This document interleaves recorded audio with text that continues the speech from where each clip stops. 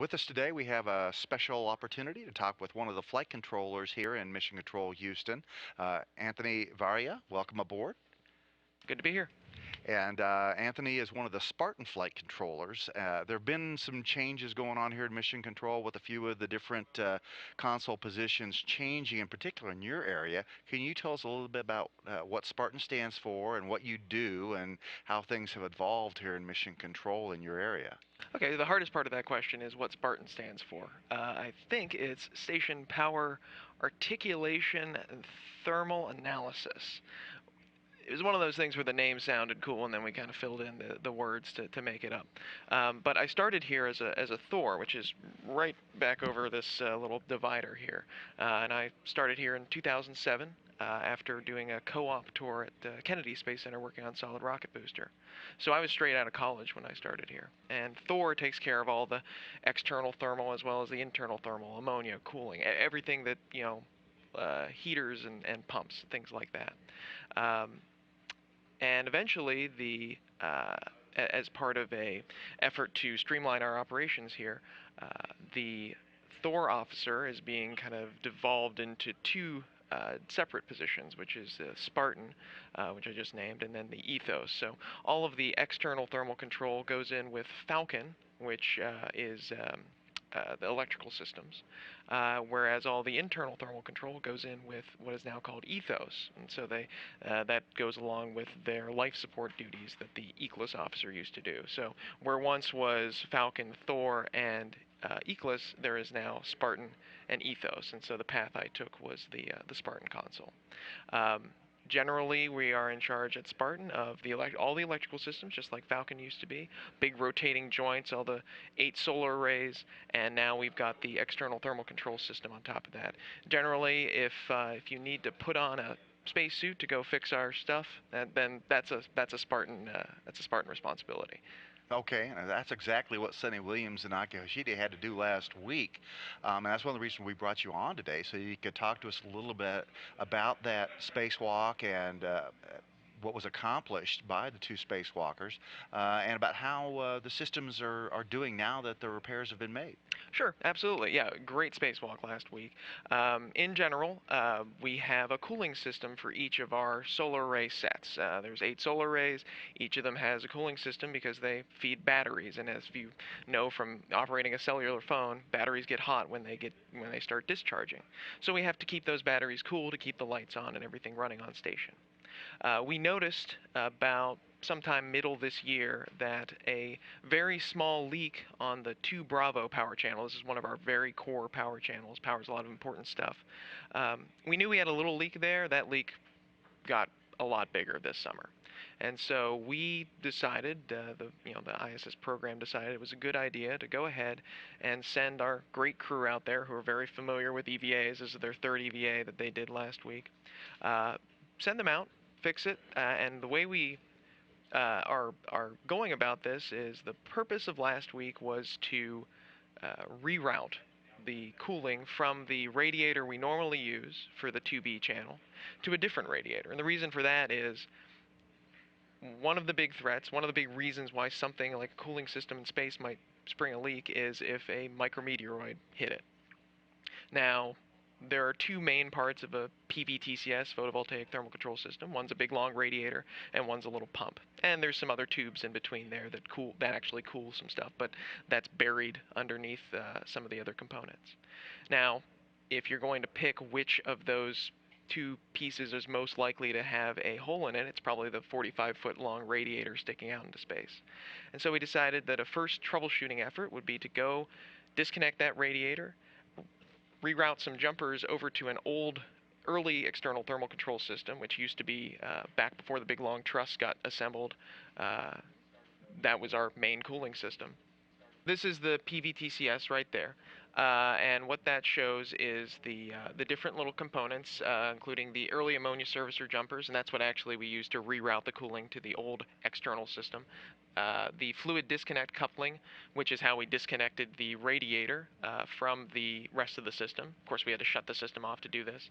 And then you see the photovoltaic radiator, the PVR, and that's what we actually think is leaking. Where this is located is way out on the end of the truss, next to it's on P6, furthest out on the port side. We sent the crew out there to that big long radiator, disconnected it, and deployed a different radiator, an old radiator from the old early external thermal control system.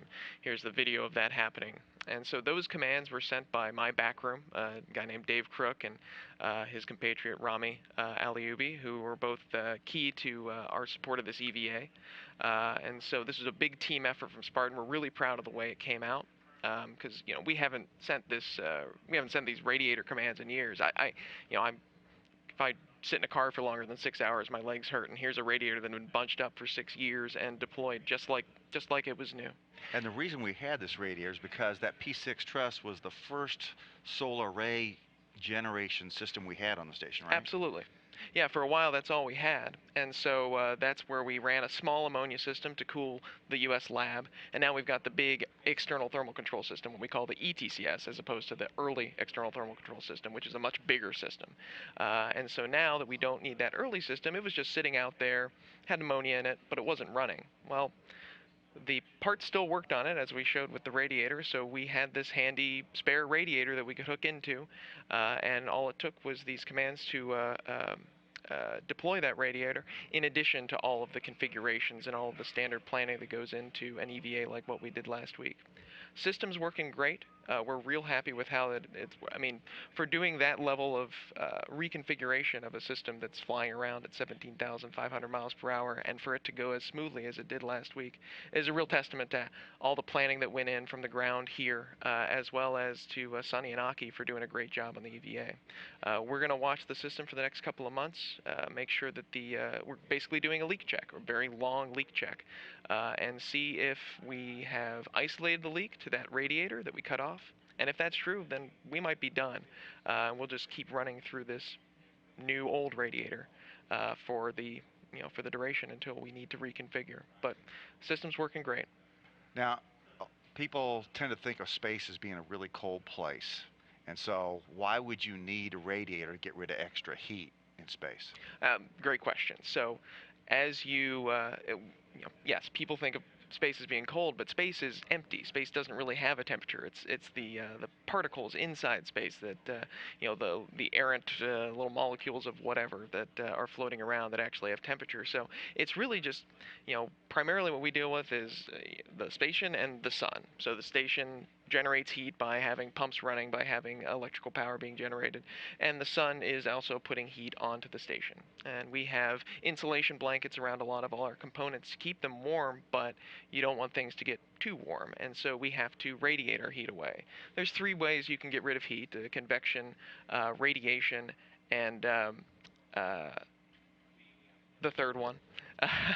uh, and you don't have any other method of getting rid of heat when you have no working fluid around you other than radiation. So that's why you see these big radiators sticking off the side of the station. That's how we get rid of the excess heat.